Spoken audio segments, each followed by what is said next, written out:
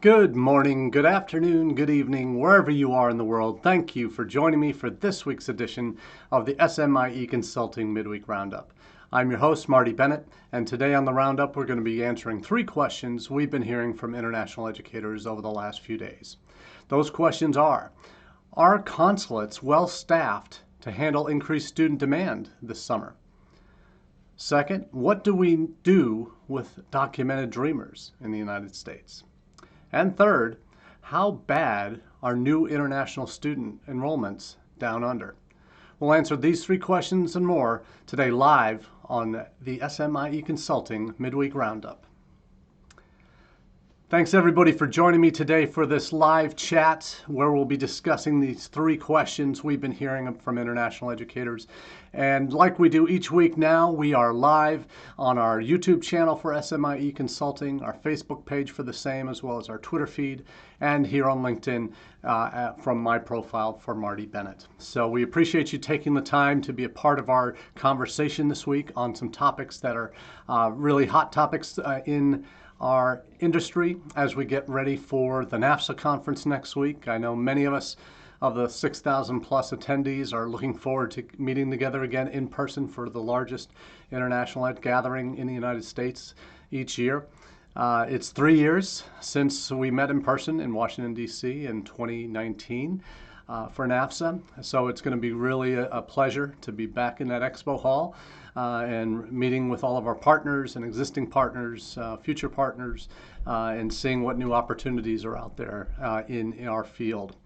So thank you for those of you who have commented on that and are looking forward to connecting at NAFSA this next week. We're all eagerly looking forward to those renewed friendships. And as we do each week, those of you who are new to the Roundup, we do take our stories that we cover in these questions each week from our newsletter that comes out on Mondays. If you're subscribed to it through our newsletter at smieconsulting.org/subscribe, you'll be able to get subscribed to our newsletter that way.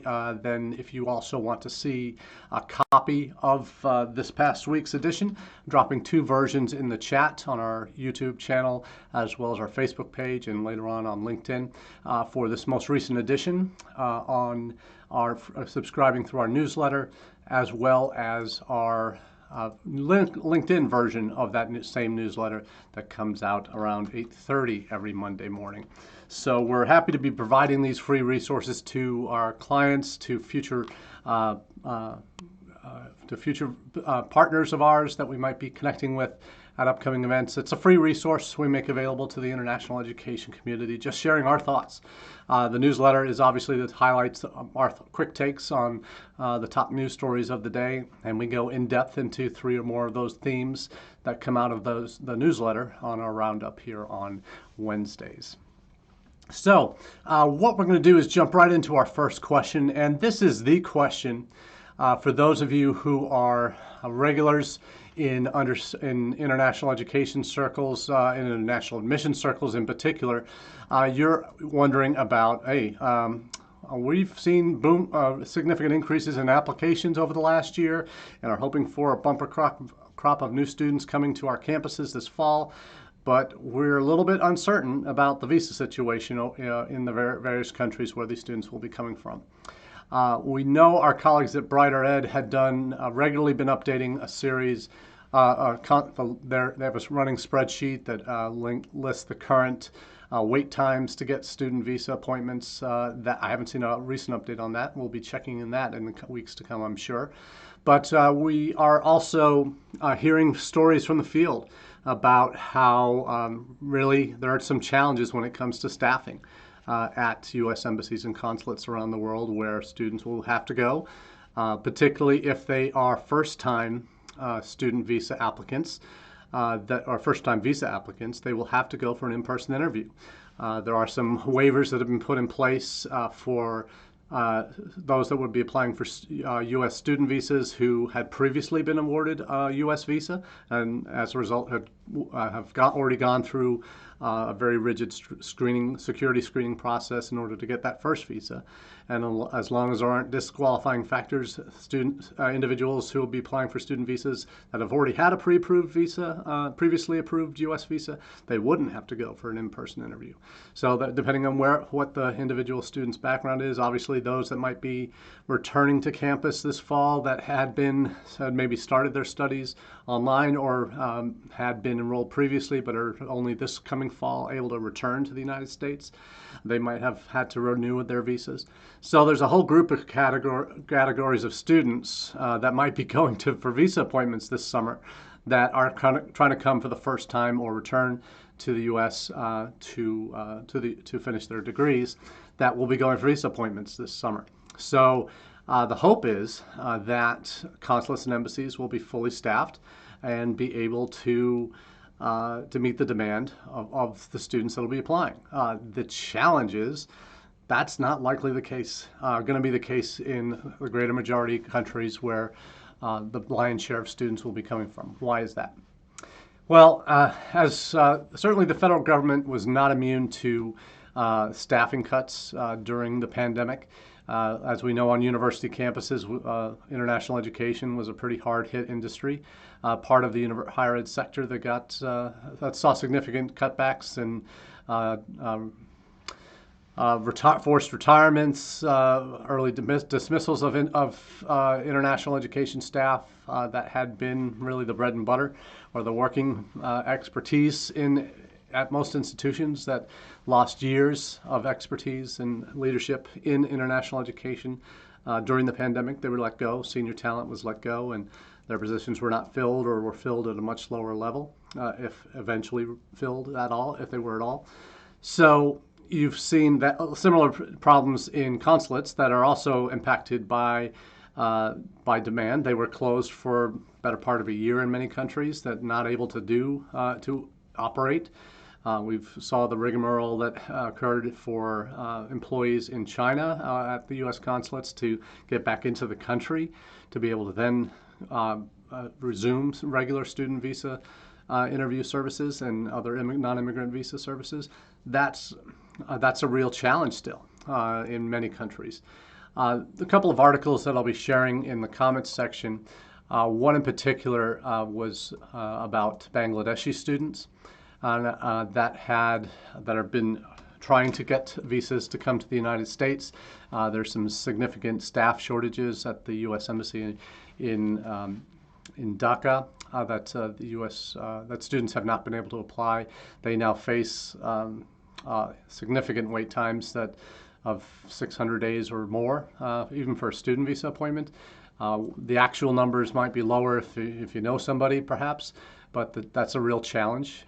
We also see in India, obviously India has become perhaps a larger sender. Certainly for this fall will probably be a larger sender than China to the United States, the largest sender probably, because China is going to still have some very strict travel restrictions in place by the time August rolls around. They currently are saying that Chinese citizens need to avoid all unnecessary travel unless it's to resume study, work, or some other resumption of normal activity. Basically that rules out students who will be starting studies. So there are real question marks that are over the ability, not necessarily of the U.S. Embassy and Consulate to process those visas of students that might be looking to come in the fall, but the reality that they are not going to be allowed to travel at the country if they're still dealing with COVID as poorly as they have done so in the last 2 months. With the new variants wreaking havoc with their older protocols that frankly aren't working anymore. It's left very significant public relations stains on China, and that's something they do not like.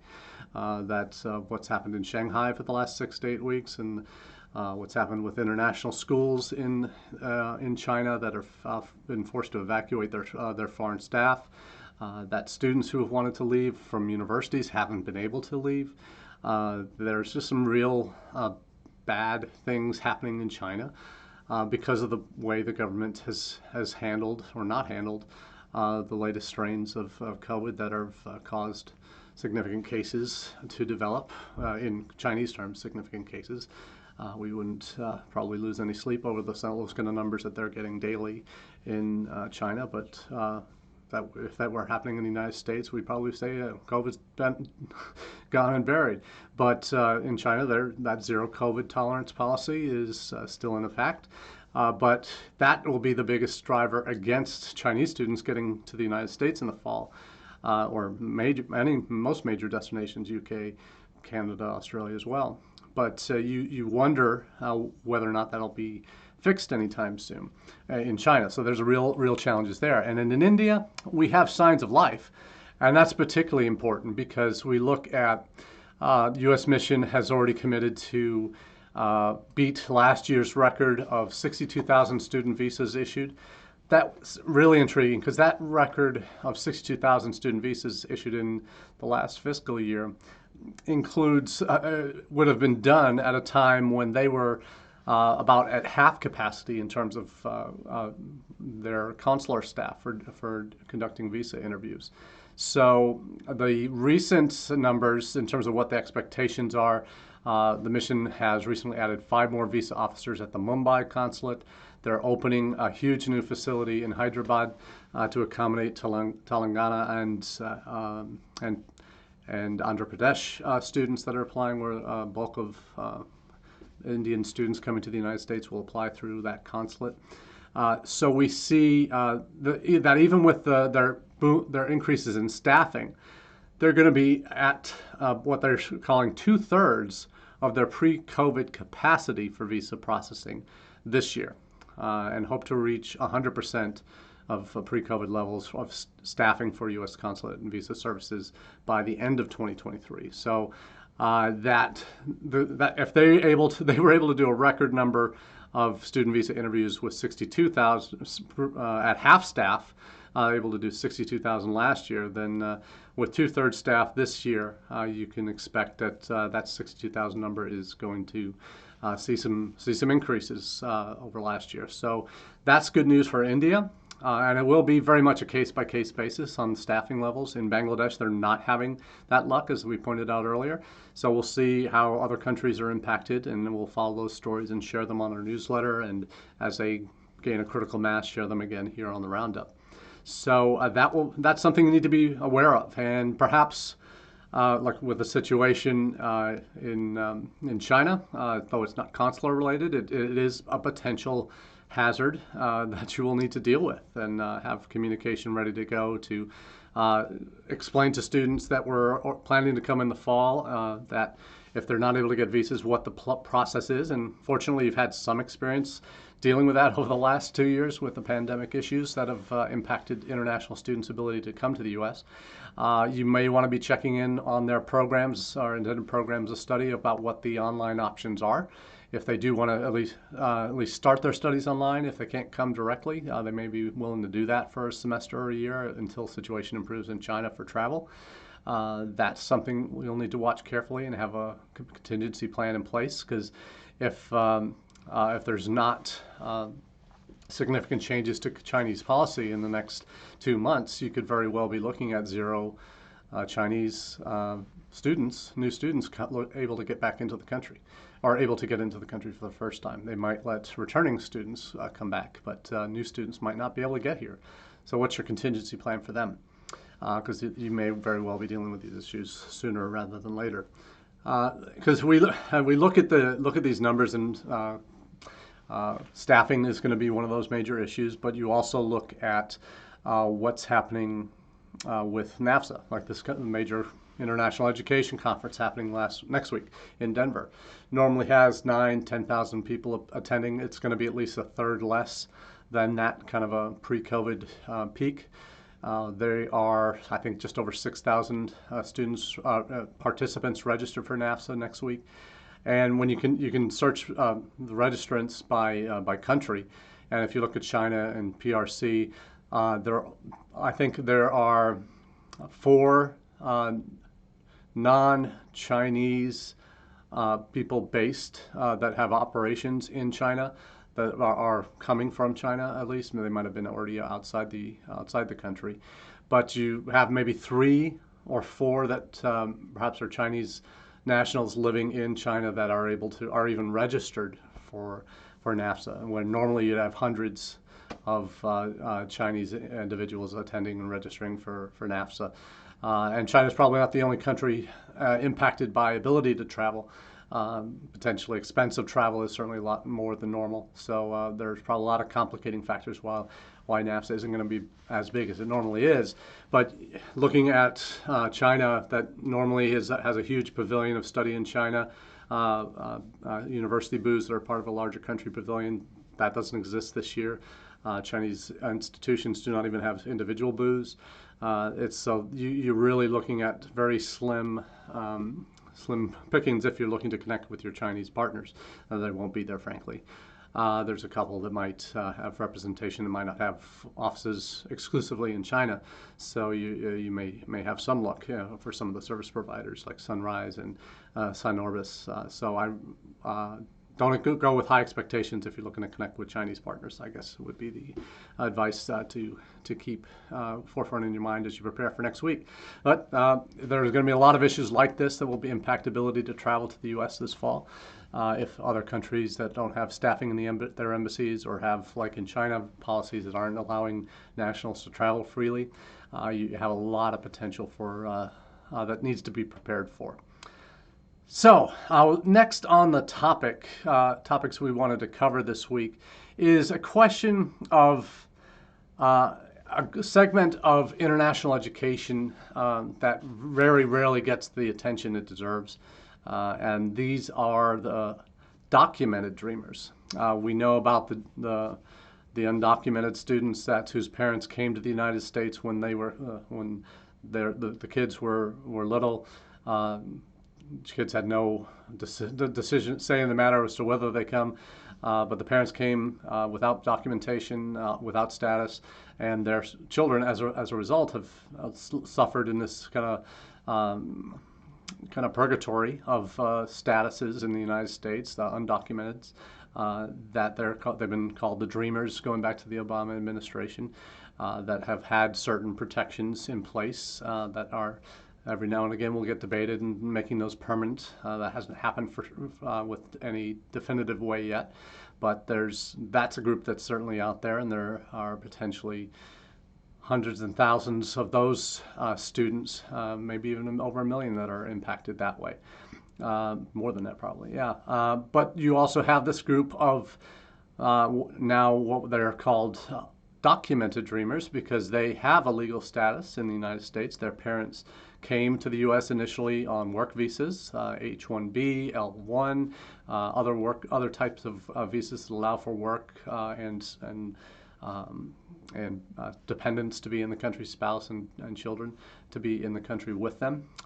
The system is set up so that they can stay on their parents' documents and status until they turn 21. And then when they turn 21, regardless of what status the parents are in, unless they've gotten their green cards already as a family, that 21-year-old who might have been a permanent resident applicant in that process, they're not getting them in time, getting made permanent residents in time. And as a result, at age 21, they age out of that visa category that they were in, or that status that they were in. They have to establish their own status. So for many of them that are 21 years old, they've lived most of their childhood in the United States. They've been dependent on their parents' status. At age 21, they might have enrolled for the first 2 years in university already and been able to qualify for in-state student status. Now those students would be in the situation where they are now documented, but they don't have as in they were in the country in valid status, but they no longer have that. So many of them switch back to student status or to student status. They likely have never been in that. So for that group of students, there are 200,000 of them now that have been here for, like I said, the majority of their childhood. They've been waiting to get that golden ticket to to have that citizenship or permanent residency green card taken care of. But if they don't get that call before they turn 21, they got to start out on their own, start all over again, frankly, and to switch to student status, where you may not be able to qualify for in-state rates if you're applying to public institutions. That's a big, significant financial chunk because you're not eligible for federal financial aid as an F1 student. There may be institutional need-based money that might be available for students in your position, but depending on your parents' income, you can't file a FAFSA, but you might have a CSS form. So there's a lot of complicating factors for this demographic that they haven't done anything wrong. They were in the country in a legal status, but now at age 21, they have to either switch to student status or get a valid status on their own, and they obviously that poses some difficult challenges for that group. So 200,000 of them. So does your institution have a policy in place? Are you tracking those students? Say if they have enrolled as undergraduates in the first and second year, are you tracking them in any way to know when when they turn 21? If they're in the country as an H4 or an L2 or whatever other dependent visa category they might be in, that's not student specific. So that's something that you might want to think about, is tracking those individuals if you can, and doing that with the intention of helping them with that transition, so you can be in touch before they age out or before their H4 status expires based on their parents' visa status, current visas. So those are the things that can make a difference, and in terms of the level of care that you're showing for your current student audiences. So that's about all we have on the documented dreamers question. There's always some of these issues that aren't huge public relations issues that you're going to see, or university messages that often get any press, but when they do, it just raises the flag that, hey, we need to be prepared for these students in one way or another, and particularly if most directly as they're those that are already enrolled at your institution. Are you tracking visa statuses of non-citizens and permanent residents that are on your campus, whether that's asylees, refugees, or the alphabet soup of visa categories that there are? Are you tracking that information? Just so that you can respond when you know these date-specific restrictions on visa categories do pop up. So it's just another issue to add to the list of many that we're thinking about every day in our field, or not every day, at least some days in our field. So let's shift gears to our final question of the day, and that is, how bad are new international enrollment numbers down under? This is an interesting one. We hear a lot in the press about the damage done financially during the pandemic. I'll be posting a story that talks about that, how financially impacted institutions were in Australia during the pandemic. But the article that is most alarming for if you're an Australian institution concerned about international student enrollments is one by Macrobusiness. And as a disclaimer, Macrobusiness is an outlet that does not typically have a lot of positive things to say about universities in Australia that are heavily engaged in international education. They often see it from a business perspective as you're just treating international students as chattel, that they're slave labor for your institutions, and for your communities, and that money is the only reason that you're bringing these students from abroad in. That's the take that this outlet Macrobusiness has. So they don't go into this with a very positive outlook on international education in Australia, but the numbers that they present are ones that are from the Australian Bureau of Statistics, and they do show kind of what the expectations are for international student arrivals each year during the main entry points during a given year. And those tend to be February, March for new international students that are starting a new academic year, which begins February, March in Australia. Then that's the largest group would be in the fall, or excuse me, in their fall, which would be February, March. Then a smaller intake in the fall, our fall, their spring in August, September, and a couple other points during the year. So beginning of their summer in December. Perhaps. So that's what these graphs show, and you look at them and you see, they're consistently going up until the end of 2019, beginning of 2020, wherein the drop-off happened. February, March into 2020, into 2020, 21. You've seen an uptick in 22 because the borders were closed for the better part of 2 years in Australia. Just reopened in the last 6 months, 6 to 8 months. You just see a precipitous drop-off, but not even close to what they were pre-pandemic for February, March. You look at over 240,000 almost in 2019 at the beginning of the year, about 240,000 in 2019.